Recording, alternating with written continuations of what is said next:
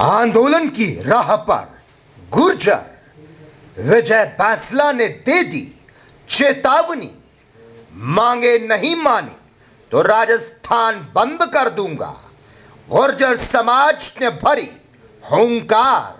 हमारे साथ ज्यादा जानकारी के लिए अध्यक्ष विजय बैंसला जुड़ गए हैं। विजय जी, आपसे जानना चाहेंगे कि जिस तरीके से अब चुनौती जो है खुली दे दी गई है, 8 जून को महापंचायत का ऐलान भी कर दिया गया है, तो जिस तरीके से ये पूरा महापंचायत का ऐलान किया गया है, क्या कुछ रणनीति आप लोगों ने इसमें तैयार की है? देखिए, रणनीति अगर बता दी जाए तो फिर वो रणनीति नहीं रहती जी। पहली चीज। लेकिन ऐलान नहीं है, एक बैठक है, महापंचायत है, जहाँ पर सारी बातें समाज के सामने रखी जाएंगी। जी। बहुत सारी अनियमितताएं हो रही हैं। हमारी देवनारायण योजना बिल्कुल सुचारू चल ही नहीं रही, स्कूटियां मिल नहीं रही, हमारे छोटे बच्चों को स्कॉलरशिप्स नहीं मिल रही, आरजीएस के अंदर में बैकलॉग नहीं है, हमारे केसेस अभी तक रिजॉल्व नहीं हुए हैं। 17 महीने हो गए सरकार को, चर्चाएं होती हैं, बात होती है, लेकिन कार्य नहीं हो पा रहे हैं। और आप ये देखिए, जैसे मैं स्कॉलरशिप्स का आपको बता ही दिया, एक जजमेंट है जोधपुर हाई कोर्ट की, जिसके अंदर सरकार की तरफ से सरकार ने लिखित में दिया है कि आरक्षण कैसे नापा जाएगा, कि पहले अभ्यर्थी को जनरल में नापा जाएगा, उसमें मेरिट में नहीं आता तो फिर ओबीसी में नापा जाएगा, अगर उसमें नहीं आएगा तो एमबीसी में नापा जाएगा। जब कोर्ट में सरकार अपने हाथों से हलफनामा दे करके लिख रही है और जज भी उसके ऊपर टिप्पणी करके बोल रहे हैं ऐसे ही होगा, तो 2019 से लेकर के अब तक इसका क्रियान्वयन क्यों नहीं हो रहा? जब भी एमबीसी समाज के आरक्षण के साथ कोर्ट कोई नकारात्मक टिप्पणी करता है तो उसका तुरंत उसका क्रियान्वयन हो जाता है, आरक्षण बंद हो जाता है जी, उसी मिनट से। लेकिन अगर एमबीसी समाज के अभ्यर्थियों के लिए कुछ पॉजिटिव अगर कोर्ट कहता है और सरकार भी कहती है, तो 6 साल से उसका क्रियान्वयन नहीं हो रहा, ये तो कोर्ट की अवमानना है भाई जी। और हम चले जा रहे हैं। देखो, कहीं पर तो जाकर के रुकेगा। नवी अनुसूची के लिए अभी तक, जब भी जहां पर भी मैं जा रहा हूं पिछले 1-1.5 साल से, नवी अनुसूची कोई दुकान में सामान तो है नहीं जो आ जाएगा। ये तो अपने कैबिनेट से अप्रूव होकर के मुख्यमंत्री जी के और कैबिनेट के सिग्नेचर्स करके यहाँ से एक प्रपोजल जाएगा केंद्र में, तब जाकर के तो नवी अनुसूची आएगी। अभी तक इस पे कुछ हुआ ही नहीं। और जब इस पे नवी अनुसूची पे काम करना विजय बैंसला का या समाज का काम तो नहीं है जी। ये तो पॉलिटिकल इशू है। तो जो लोग समाज की तरफ से, एमबीसी समाज से पक्ष में, सत्ता में या विपक्ष में हैं, वो इस काम को क्यों नहीं करवा रहे हैं? उनका दायित्व नहीं बनता है क्या? जी। ये फैक्ट है। हम तो जिता के भेज सकते हैं ना लोगों को, काम तो उनको करना है। तो ये सब बहुत सारी चीजें हैं जो नहीं हो रही हैं। तो इसको, इन सब चीजों को लेकर के हमारी महापंचायत होगी, ये सारी बातें सबके सामने रखी जाएंगी और फिर जो समाज निर्णय लेगा फिर वो निर्णापन शर्मा तो क्या, इसमें क्या है? सर, काफी लंबे समय से गुर्जर आरक्षण की मांग चल रही है। ऐसा नहीं है कि आज का है या 1 साल पहले की ये मांग है, काफी लंबा अरसा हो गया है। कांग्रेस की सरकार आई, फिर बीजेपी की सरकार आई, सरकार बदलते रही, आश्वासन देते रहे, लेकिन अभी तक भी कोई फैसला इस पर नहीं आया है। कहाँ पूरा मामला? नहीं, ऐसा नहीं है, आपके फैक्ट्स गलत है। आरक्षण मिल चुका है 2019 में 5% आरक्षण औपचारिक तौर से मिल चुका है जी।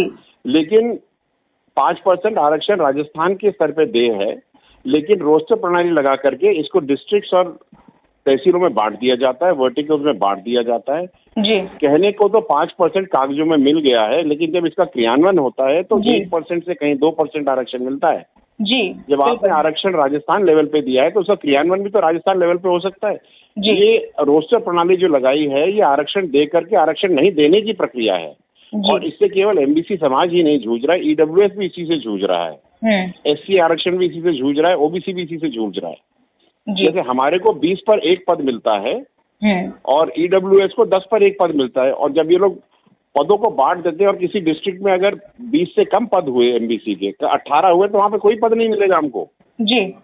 तो आरक्षण देने के बाद भी नहीं देने की बात है। ये अभी तक स्कूटियां नहीं मिली हैं, आप समझिए मेरी बात।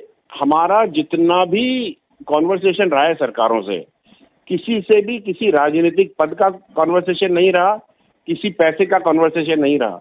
हमने इतने सालों से, 17 साल से जो आंदोलन किया है, जो भी लड़ाइयां लड़ी हैं और आज भी जो हम लड़ रहे हैं, और जो देवनारायण योजना बनवाई है जी, ये केवल आने वाली नस्लों के भविष्य को ठीक करने के लिए, सरकारी सिस्टम में अपनी भागीदारी लेने के लिए और बच्चों को पढ़ा करके अगले जीवन के लिए, इसी जीवन में आगे के लिए तैयार करने का काम है और कोई काम नहीं है।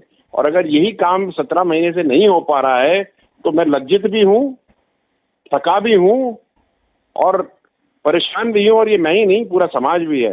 17 महीने से स्कूटियाँ ढंग से नहीं बढ़ रही। आरजीएस के अंदर आरक्षण बैकलॉग क्यों नहीं लगाया अभी तक? जी।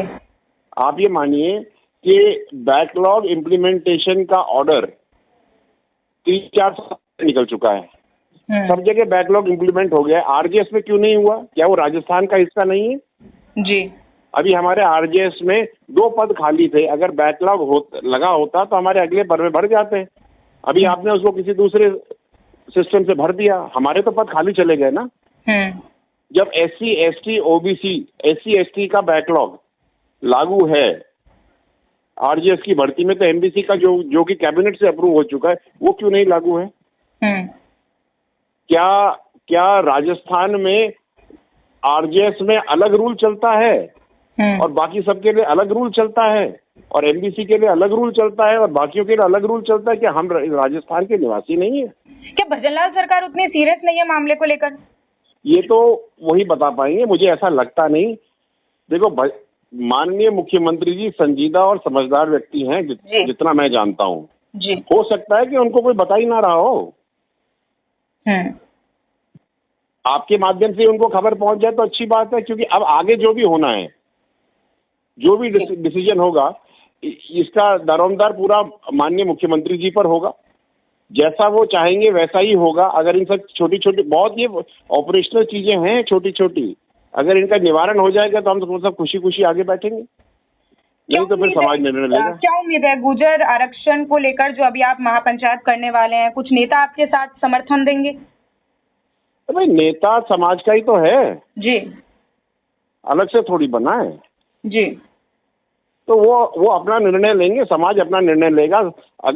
अगर राजनीतिक लोग ही, नेता इसी की बात कर रहे हो ना, राजनीतिक लोग की, सामाजिक नेता की बात कर रहे हो? राजनीतिक और सामाजिक दोनों। जी भाई, ऐसा है, समाज का हर व्यक्ति इसमें है और जो इसमें आएगा नहीं, समाज निर्णय लेगा भाई जी। क्योंकि आप ये देखिए, अगर नवीन अनुसूची की बात रखनी है तो राजनीतिक नेता, पक्ष और विपक्ष दोनों के एमबीसी समाज के उनको रखना पड़ेगा। काम तो उनको करना है ना जी। जिता करके हमने वहां भेज दिया समाज ने। अब अगर उसके बाद भी अगर क्रियान्वयन नहीं करेंगे तो फिर हम क्या समझेंगे? जी। आप भी समझदार हैं, सब दुनिया में सब पढ़े लिखे हैं, कोई बावला तो है नहीं। इसलिए मैं इतना जानता हूं कि समय रहते विचार कर लेना अच्छा है, और समाज के आने वाली पीढ़ियों के लिए अगर हम काम करें तो समाज के लिए बहुत सार्थक होगा और व्यक्ति विशेष के लिए भी सार्थक होगा। बिल्कुल बिल्कुल। लेकिन अगर बात करें चुनावों के समय की, तो उस दौरान भी आश्वासन दिए गए थे, सरकारों ने भी बोला। चुनावों की मैं बात नहीं कर रहा, मैं तो आज धरातल की बात कर रहा हूँ मैडम। बिल्कुल। आज क्या है इसकी बात करते हैं, आज नहीं हो रहा। बिल्कुल। हमारा एक भी केस अभी तक वापस नहीं हुआ, हमारे पास डिटेल ही नहीं आई, हम 2500 बार मिल चुके जी। अब अगर केसों को आप वापस निस्तारण नहीं कर सकते उनका, जो कि समझौते में लिखित है, तो फिर कहीं तो डिस्कनेक्ट है ना। कहीं ना कहीं कम्युनिकेशन गैप चल रहा है, या तो कम्युनिकेशन गैप है, इच्छा शक्ति है, या करना नहीं चाहते, या हो नहीं पा रहा, ये मुझे नहीं पता जी।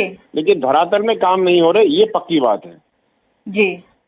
और मैं एमबीसी समाज की तरफ से आप सबको ये कहना चाहता हूं कि काम तो भाई करने से होता है, भाषणों से नहीं होता जी। काम करो, सब खुश। हम कोई नई चीज नहीं मांग रहे, हम कोई ऐसी चीज नहीं मांग रहे जिसके लिए कोई बड़ा काम करना पड़े। ये तो आपका करने वाला काम है, रोजमर्रे के काम है जी। अगर हमारे समाज की बच्चियों को, लड़कियों को देवनारायण योजना से स्कूटी देनी है तो ये तो प्रोसीजर है, आपने दी क्यों नहीं? जी। आपके पास बजट है, बजट लैप्स क्यों हो जाता है, खा क्यों जाते हैं बजट को, बजट इम्प्लीमेंट क्यों नहीं होता? क्या केवल अनाउंसमेंट करने के लिए बजट है, इम्प्लीमेंट करने के लिए बजट नहीं है? कि बजट की शुरुआत में हम अनाउंस कर देंगे और उसके बाद में फिर हम कहेंगे कि साहब हम तो वो, जब बजट स्पेंड नहीं करते वो भी तो बताओ ना फिर कि नहीं, हमने स्पेंड नहीं किया और क्यों नहीं किया। क्योंकि बजट तो सैंक्शन हुआ था देवनारायण बोर्ड में, सैंक्शन होना जी और यूज होने में जमीन आसमान का फर्क है।